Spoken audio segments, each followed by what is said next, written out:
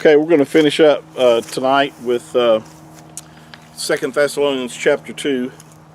And we've been talking about the word apostasia, how it's been inaccurately translated in our King James Bible as falling away. And really it should have been translated as departure.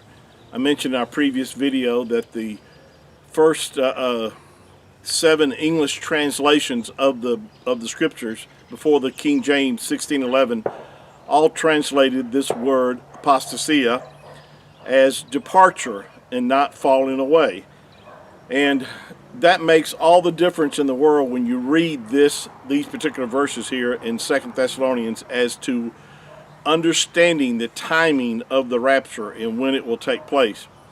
To me, this is positive proof. This right here, if you get this correctly, you understand this one or 2 or 3 verses here prove beyond a shadow of a doubt that the rapture has to take place before the tribulation period.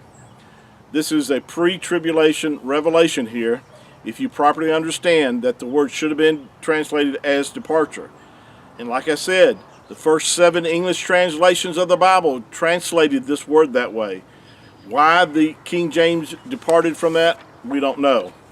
But they did, and because of that, people have had this understanding that there's going to be a great, massive falling away of the believers before the rapture would take place.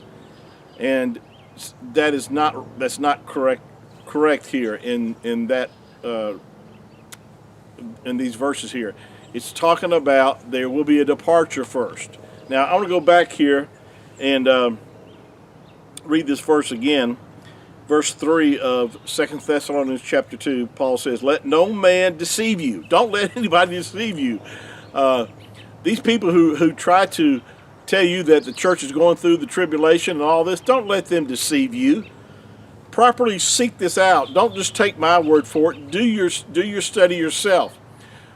Most people who, as I've shared with you in the past, most people who confuse the timing of the rapture do so because for a number of reasons, but one of the main ones is they do get the church mixed up with Israel.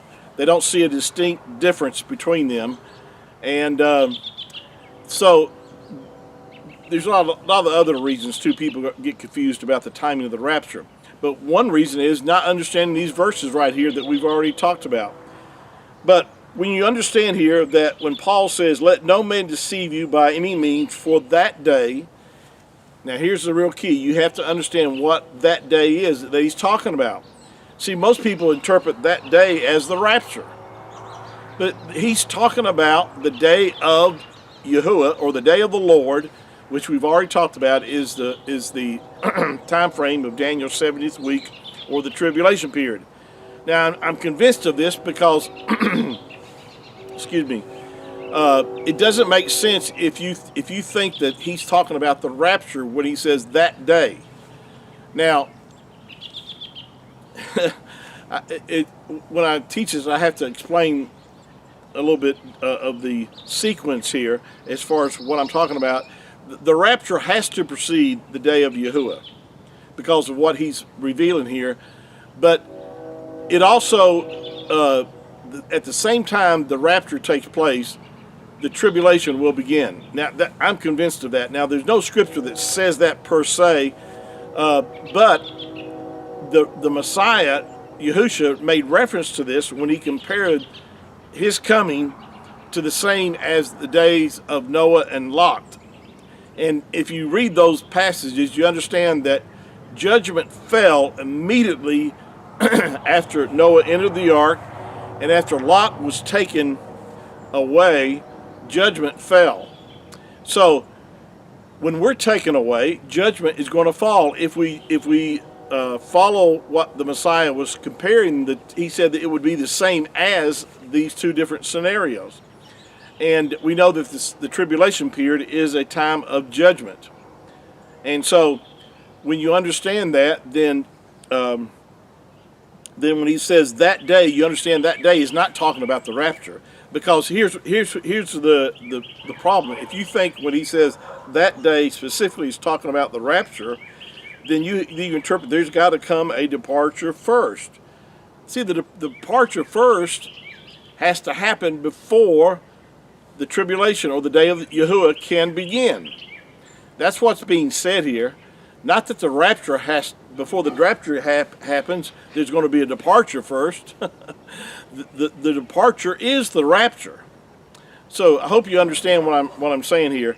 And then he says that the man of sin be revealed. We know that, of course, this is talking about the Antichrist.